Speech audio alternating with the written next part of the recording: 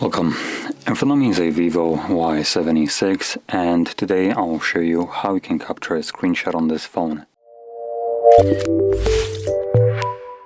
So to get started, you will want to open up content that you wish to capture.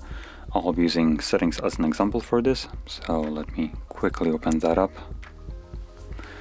And once your content is open and visible, you want to hold the power key and the volume down at the same time.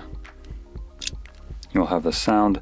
Now the first time around it also lets you know that it can capture your screenshot quickly using 3-finger swipe down, which I'll showcase in a second. So let's try that again. Yes, I just did it. You don't need to give me a notification about it. It also lets me apparently know that there is a 3-finger swipe up split screen, so that's nice, but whatever. Now it would be nice if you can capture the damn screenshot. There we go.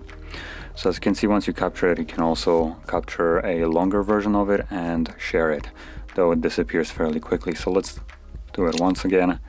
Click on long screenshot, and as you can see, it will start scrolling down in increments. You can tap on the screen to stop it from scrolling, and we can also do it ourselves, so you can have a little bit more precision over how far down you want to go. From there, once you have selected how far down you want to go and you're satisfied with it, click on save, and it will capture a longer version of that screenshot as you just seen. So from here we can find screenshots that I have captured in our photo album. Let's enter album, and from here you want to obviously select the album category, which now contains screenshot album, and in here you'll find all your screenshots. So here we have the scrollable one and then the 2 normal one. So there we go. That is how we can capture a screenshot on this phone.